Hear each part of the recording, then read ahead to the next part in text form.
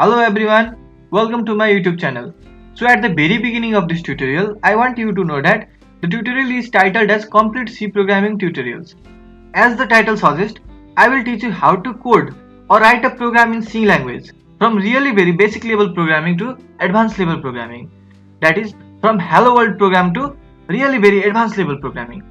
So at the very beginning, I would like to convey that this very tutorial is for everyone. So everyone means if you have just entered the world of programming or you are already in it. So my friend, this tutorial is for you. So let me clear you why this tutorial gonna be so unique and special. So the very first reason for its uniqueness is practical based tutorial.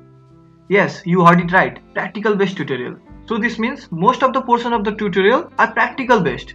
That means I will show you the coding process in every video. But this doesn't mean that I won't deal with the theory portion. So I strictly believe that in learning process, both theory and practical must go side by side to make it more effective and interactive.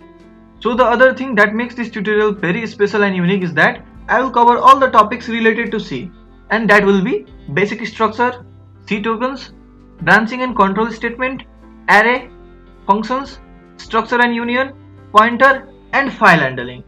So if you are new to this channel or you are old to this channel, I want you to subscribe the channel and click the bell icon so that you don't miss my future videos. So in this part 1, I will talk about very basics of programming, which are computer program, programming, programming language, language processor, and why should you learn C.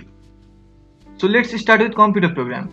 So what are computer programs then? These are series of instructions which have capability to make a computer do certain tasks. So when a program is executed, then a computer performs certain tasks. You might be wondering that computer is so very powerful and can do any task. But computer are nothing without program.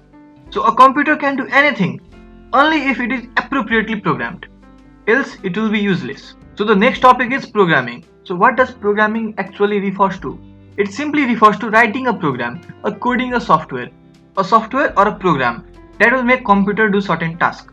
So similarly, programming language. Before talking about programming language, what are languages then? Languages are the medium through which two or more people communicate. That is, they share their ideas or views. For example, English. Similarly, computer languages refers to the medium of communication between a computer and the users. For example, C, C++, C Hash, Java, Ruby, Python, etc.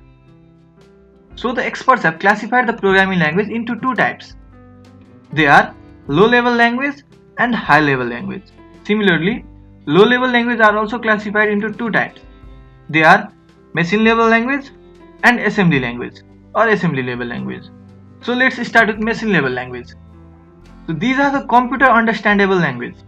These are written in 0 and 1. You can see on the block, and they don't require any translation as they are understood by computer directly. There are many drawbacks of machine-level language. These are very difficult to write and understand. The debugging and modification process is also too difficult. So the next language I will talk about is assembly language. These are the symbolic representation of machine code. They are needed to be translated into machine language through a language processor or language translator called assembler. They are easier than machine level language, but still has some cons, that is disadvantages. So they are slower than machine level language. So the codes written in assembly language are also called mnemonics. And remembering all the mnemonics is really very hard. So in this block you can see some mnemonics: add for addition, sub for subtraction, INR for increment, DCR for decrement, and CMP for comparison. So the other language in our list is high level language. So these are the most advanced programming language. These are similar to natural language or human language. That makes it more user friendly. So they are easy to use, easy debugging and modification facility, but they take more execution time. So why is that then? The reason behind its more execution time is the program written in high level language are needed to be converted or translated into machine level language, which takes certain time, so take more time for execution. So the examples of high level language are C, C++, Java, PHP, etc. Now language processor. So what are language processors then? These are often termed as language translator. So earlier I talked about translation of assembly language to machine level language and high level language to machine level language. So the language processor does that. That means language processor or language translator are the programs that helps to translate programs written in one language to other. So there are three types of language processor. They are assembler, interpreter, and compiler. So what are assemblers then? Assembler are the language processor or language translator that translate programs written in assembly level language into machine level language.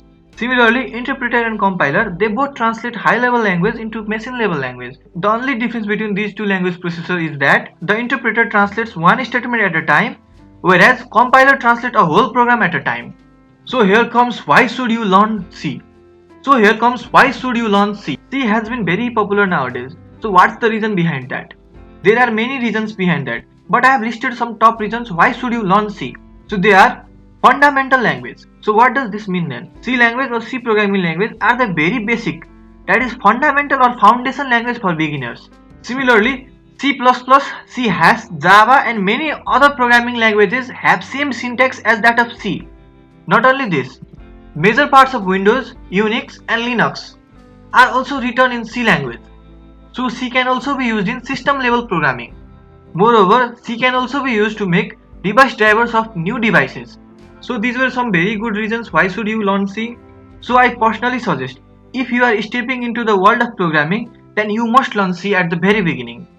If you have mastered C language, then there's no other language that will be difficult for you. You can take an example of C and C++. If you know C completely, you will also be knowing more than 70% of C++. The only difference between C and C++ are some syntax and some rules. So this was all for today. I hope you enjoyed watching my video. If you liked this video, please hit the like button and don't forget to subscribe my channel and also click the bell icon to get updated about my future uploads.